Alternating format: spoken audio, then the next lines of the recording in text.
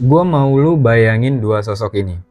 Sosok yang pertama adalah pria umur 40 tahun, memakai jubah yang jubahnya itu dari serat yang tipis dan udah mulai ada warna kuning-kuningnya karena terlalu sering dipakai. Ia biasanya duduk di sudut masjid, tatapannya teduh dan terlihat bijaksana. Hidupnya sederhana, makan apa yang ada, dan hari-harinya tuh juga diisi dengan ibadah, zikir, sholawat, istighfar, dan diam. Beliau nggak punya ambisi duniawi, nggak ada kejar-kejaran target, tidak ada deadline yang harus dipenuhi, dan tidak ada tekanan sama sekali.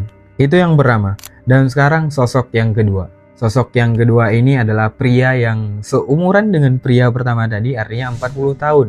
Tapi kehidupan keduanya itu bagai langit dan bumi.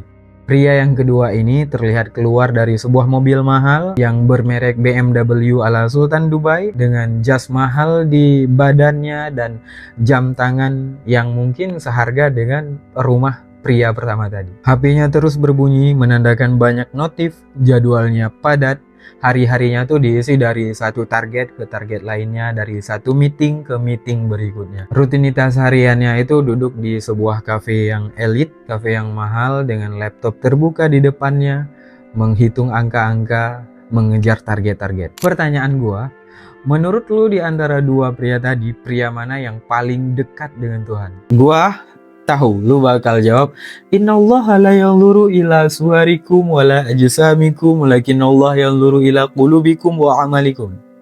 Iya, memang secara logika begitu. Don't judge book by its cover. Kita nggak bisa nilai orang dari penampilannya. Tetapi pertanyaan gua, kalau lu disuruh milih cepat antara pria pertama atau pria kedua yang lebih dekat dengan Tuhan, dan lu harus memilih dengan intuisi, dengan waktu yang singkat, gue yakin kebanyakan orang bakal milih pria pertama. Kenapa? Dan fun fact, itu bukan kebetulan, itu adalah pola yang udah lama tumbuh dan mengakar di kepala kita. Gua benci dengan hal ini dan gua rasa lu juga benci dengan hal ini. Jadi mari kita bahas. Perkenalkan, nama gua Muksal dan ini episode pertama dari segmen Kelam, Kesalahan Logika Umat Islam.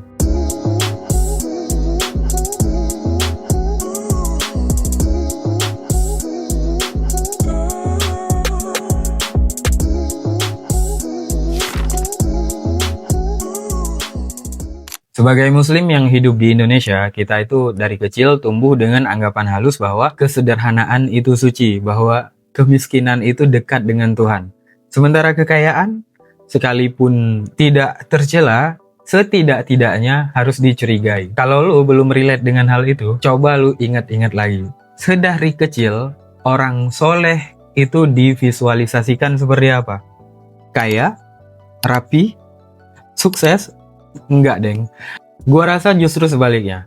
Orang soleh itu sedari kecil kita digambarkan dengan jauh dari dunia, menerima nasib apa adanya, melarat, dan sangat identik dengan kemiskinan. Sampai-sampai muncul sebuah teori, ya gue nggak tahu di tempat lu ada atau enggak, tapi di tempat gue tinggal di Aceh itu ada teori yang kayak kalau lu ngelihat orang yang miskin, luntang-lantung, kotor, dan melarat hidupnya di jalan, itu jangan dikatain, jangan dihina. Bisa jadi itu adalah wali majedub atau Nabi Khidir. Kan seharusnya kita tuh nggak boleh ngehina orang lain, nggak boleh ngatain orang lain, nggak boleh menghujat orang lain, nggak boleh menjudge orang lain, sekalipun orang itu bukan Nabi Khidir ataupun wali majedub. Kan begitu seharusnya. Kita di sini tuh tumbuh dengan anggapan halus kayak gitu, bahwa ulama yang sejati itu harus kumuh, harus kurus, harus miskin, dan orang yang beriman yang sebenar-benarnya itu harus melarat hidupnya, harus dalam kesengsaraan. Meskipun nggak sengsara, setidaknya harus sederhana. Dan kalau lu kaya, lu pasti dianggap ada suatu kecacatan moral. Pertanyaannya, apakah hal semacam itu adalah ajaran Islam, atau itu adalah sebuah sistem ataupun alat yang dipakai untuk meromantisasi kemiskinan dan menjustifikasi kemalasan?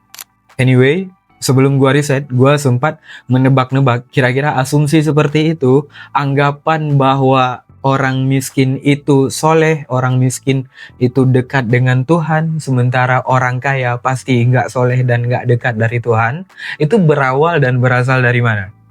Apakah itu propaganda westernisasi? Sayangnya enggak. Logika semacam itu ternyata muncul dari miskonsepsi ajaran Islam yang sebenarnya. Sebenarnya miskonsepsi yang kayak gitu itu banyak banget. Contohnya kayak asijenu lil mu'minin dan sebagiannya. Tapi gue bakal bawa dari perkataan Sayyidina Ali. Sayyidina Ali pernah berkata, ad-dunya wal akhirah kal masyriq wal maghrib. Idza qarabta an ahadihima ba'udta minal akhar. Yang kira-kira artinya gini, dunia dan akhirat itu seperti timur dan barat. Sejauh mana lu berpaling ke timur, sejauh itu pula lu meninggalkan barat. Atau sebaliknya, sejauh mana lu berjalan ke arah barat, berarti sejauh itu pula lu meninggalkan timur. Jadi secara kasarannya kita bisa simpulkan dari perkataan Sayyidina Ali tersebut bahwa dunia dan akhirat nggak bakal nyatu. Kalau lu kejar dunia berarti lu meninggalkan akhirat. Kalau lu kejar akhirat berarti lu nggak boleh ambil apapun dari dunia. Nah masalahnya kebanyakan orang tuh salah mendefinisikan dunia dan akhirat. Mereka mendefinisikan dunia dengan apapun yang ada di dunia itu dunia, dan apapun yang ada di akhirat itu akhirat. Jadi apapun semuanya yang ada di dunia itu duniawi, dan semua yang adanya nanti setelah hari kiamat itu ukhrawi. Jadi mereka menyimpulkan bahwa materi, harta benda, kekayaan, barang yang lu punya, baju yang lu pakai, itu semuanya duniawi. Padahal definisi yang sebenarnya itu adalah fakullu ma huwa fanin aw sayufna yauman minal khalqi wal amri kainan makana fahuwa dunya wa kullu ma huwa ghairu fanin fahuwal akhirah. Jadi dunia itu yang sebenarnya adalah fakullu ma huwa fanin, setiap sesuatu yang fana, atau minimal sayufna yauman, itu bakal fana suatu hari nanti. Kainan makana, apapun itu, maka itu adalah dunia. Fakullu ma huwa ghairu fanin, dan setiap sesuatu yang gak fana sama sekali, maka itu akhirat. Jadi berangkat dari definisi tersebut, semua kekayaan yang lu punya, materi-materi yang lu miliki, dan harta benda yang kumpulkan itu nggak serta-merta jadi duniawi. Karena kalau lu pakai harta benda itu untuk sedekah, semua materi lu pakai untuk menolong lu dan menjadi tools untuk mempermudah lu melakukan kebaikan, itu bisa jadi ukhrawi. Itu yang pertama. Miskonsepsi yang kedua adalah logical fallacy. Kita ngelihat banyak orang soleh itu hidupnya sederhana, dan banyak orang kaya hidupnya lalai.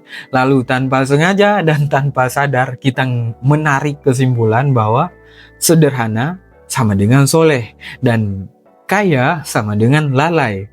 Dan itu adalah sebuah kesalahan yang salahnya tuh salah banget. Karena hubungan antara premis dan konklusinya itu adalah korelasi, bukan kausalitas. Gimana tuh? Gimana? Ini sifatnya teknis, tapi gue akan mencoba menjelaskan dengan semudah mungkin untuk dipahami. Kita balik ke statement tadi. Sederhana sama dengan miskin, dan kaya sama dengan lalai. Kesalahan pertama adalah konklusi yang diambil dan kesimpulan yang diambil itu bersifat general, bersifat umum. Padahal premisnya itu khusus, padahal premisnya itu partikel. Jadi karena kita melihat sebahagian orang soleh itu hidupnya sederhana, kita menggeneral, kita mengumumi kesimpulan bahwa semua orang yang soleh itu hidupnya sederhana. Itu sama aja kayak lu ngelihat sebahagian channel yang bagus itu subscribernya rame, dan sebahagian channel yang jelek itu subscribernya dikit. Lalu lu mengambil kesimpulan bahwa semua channel yang bagus pasti subscribernya rame. Padahal masih ada channel-channel yang bagus yang subscribernya dikit. Channel ini contohnya. Kesalahan kedua adalah kita menganggap adanya hubungan antara keadaan ekonomi dan level spiritual. Jadi kalau kesalahan kedua ini dilakukan, itu akan membawa kita untuk melakukan kesalahan yang ketiga. Kesalahan ketiga adalah kita salah dalam mengidentifikasikan sebab pada hukum kausalitas. Yang kita anggap itu sebab, padahal bisa jadi itu bukan sebab. Dalam ilmu mantik ini disebut dengan ihamul illah. Artinya kita menganggap sesuatu ini menjadi sebab pada sesuatu yang lain, padahal hanya beriringan doang. Kita sering lihat bahwa kesederhanaan itu berbarengan dengan kesolehan. Lalu kita menganggap bahwa kesederhanaan ini adalah sebab yang menyebabkan orang-orang menjadi soleh. Padahal bukan itu sebabnya. Sebab orang-orang menjadi soleh bisa jadi karena pendidikan agama yang tinggi, karena tekanan dari lingkungan yang baik dan tidak toksik, karena ketekunan dan kedisiplinan, atau karena penyebab-penyebab lainnya. Intinya bukan kesederhanaan. Kesederhanaan cuma ikut bareng, bukan menjadi sebab bagi hukum kausalitas di sana. Dengan mempertimbangkan beberapa faktor, kenapa narasi orang miskin lebih dekat dengan Tuhan dan narasi miskin sama dengan soleh itu bisa diterima, gue sampai pada kesimpulan, kenapa narasi itu diterima? Karena narasi itu tidak menuntut evolusi dan tidak menuntut perubahan. Dan manusia benci perubahan. Padahal kalau miskin dianggap mulia, berarti nggak ada lagi urgensi untuk naik level, nggak ada lagi tekanan untuk mengupgrade kapasitas dan kualitas diri. Dan itu akan membawa lu berpikir bahwa lu nggak usah belajar lebih keras lagi, lu nggak usah berusaha lebih keras lagi. Ya buat apa? Kan semuanya udah di final. Kan lu udah di posisi yang benar, kan lu udah di tempat yang tepat. Lu ngerasa bahwa lu nggak perlu lagi takut ambil risiko, karena kan gagal bisa dibungkus dengan tawakal. Lu juga nggak harus keluar dari zona nyaman, karena diam, males, lalu membusuk kan bisa dibungkus dengan label qanaah. Dan kalau lu udah sampai di level itu, gue bisa bilang, gue yakin bahwa agama di lu itu udah bergeser fungsi. Dari yang awalnya dan seharusnya menjadi sistem untuk upgrade manusia, sekarang menjadi alat untuk membela kemalasan, alat untuk menjustifikasi keterbatasan yang mungkin bisa saja itu bukan keterbatasan, tapi kelihatan keterbatasan karena lu nggak pernah berani mencoba, karena lu nggak pernah berani keluar dari zona nyaman lu. Dan itu adalah pola yang nggak semua orang lihat, karena pola ini nggak datang dalam bentuk kemalasan secara gamblang, tapi pola ini datang dalam bentuk kalimat-kalimat yang terdengar alim padahal sesat. Maksud gue kayak dunia itu sementara, harta cuma titipan, akhirat itu selamanya. Dan sebenarnya kalimat itu nggak salah sama sekali dan nggak patut disalahkan. Kalimat itu benar, tapi cara lu mengaplikasikan kalimat itu yang salah. Lagi-lagi itu adalah sebuah logical fallacy yang disebut dengan cognitive dissonance reduction. Itu adalah ketika lu merasa tidak nyaman karena realita menyalahi apa yang lu yakini. Dan manusia memang tidak suka itu. Otak manusia itu memang benci konflik antara keyakinan dan realita, dan akan marah kalau realitanya itu berbeda dengan apa yang ia yakini. Lalu di tingkat yang lebih parah, lu akan mengkombinasikan kemalasan lu dan kegoblokan lu itu dengan pemahaman agama. Lu mulai mengambil ayat-ayat dan dalil-dalil yang mendukung sikap, prinsip dan tindak tanduk lu, lalu mengabaikan ayat-ayat dan dalil-dalil yang menyalahi prinsip lu. Lu bakal ambil dalil-dalil dan ayat-ayat yang mengisyarahkan dunia sementara, akhirat selamanya, harta nggak dibawa mati, dan lu akan mengabaikan perintah Rasulullah untuk memisahkan kamar anak laki-laki dan anak perempuan, karena itu akan menuntun lu untuk membuat rumah dengan beberapa kamar yang secara tidak langsung itu adalah perintah untuk mempunyai harta yang berkecukupan. Orang miskin lebih dekat dengan Tuhan dan narasi miskin sama dengan soleh itu bisa diterima, gue sampai pada kesimpulan kenapa narasi itu diterima. Karena narasi itu tidak menuntut evolusi dan tidak menuntut perubahan. Dan manusia benci perubahan. Padahal kalau miskin dianggap mulia, berarti nggak ada lagi urgensi untuk naik level. Nggak ada lagi tekanan untuk mengupgrade kapasitas dan kualitas diri. Dan itu akan membawa lu berpikir bahwa lu nggak usah belajar lebih keras lagi, lu nggak usah berusaha lebih keras lagi. Ya buat apa?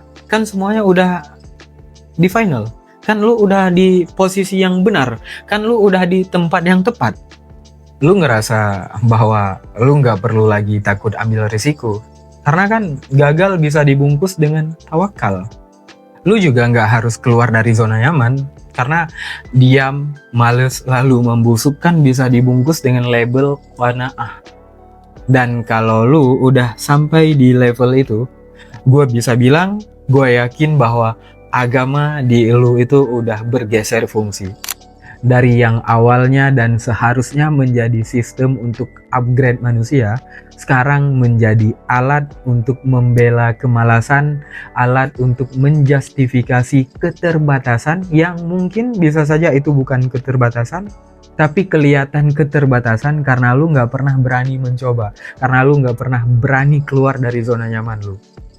Dan itu adalah pola yang gak semua orang lihat. Karena pola ini gak datang dalam bentuk kemalasan secara gamblang, tapi pola ini datang dalam bentuk kalimat-kalimat yang terdengar alim padahal sesat.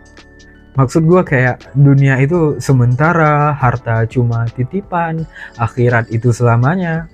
Dan sebenarnya kalimat itu nggak salah sama sekali dan nggak patut disalahkan. Kalimat itu benar, tapi cara lu mengaplikasikan kalimat itu yang salah.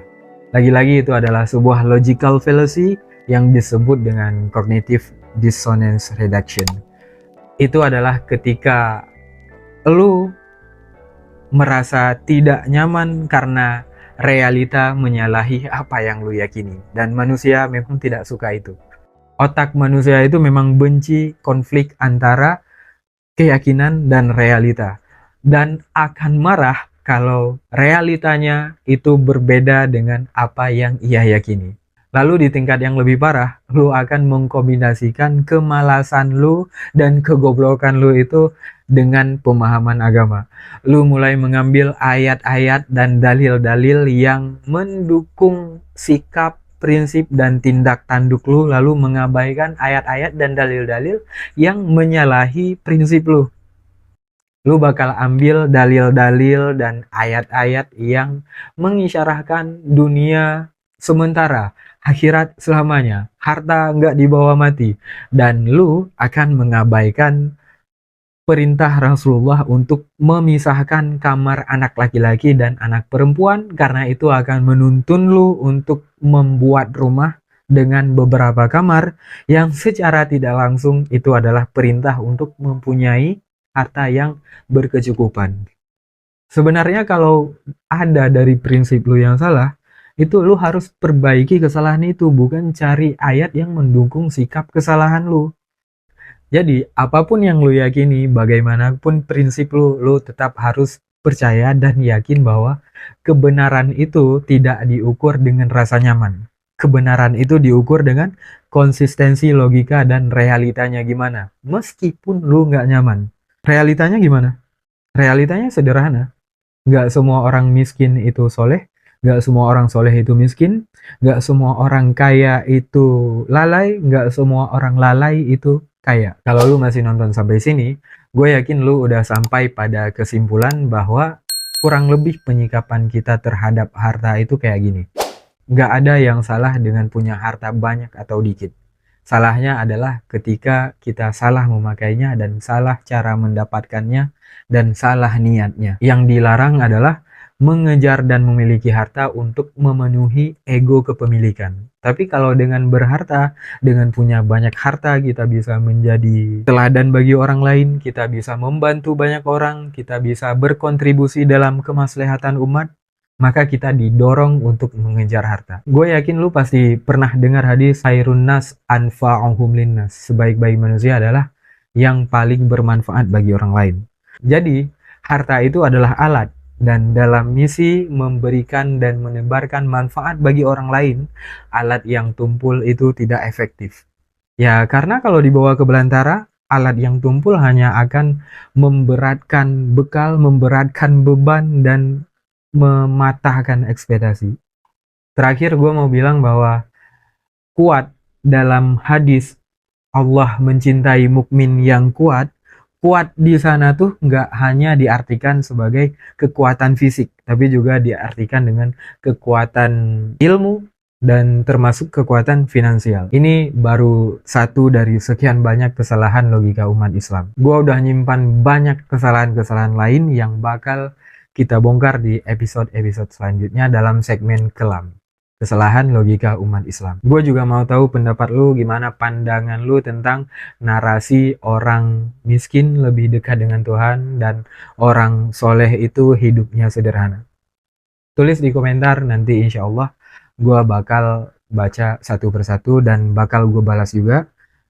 Akhirul kalam, gue Muksal, temen yang bantu lu sadar dan berubah bahkan kalau lu mulai dari minus.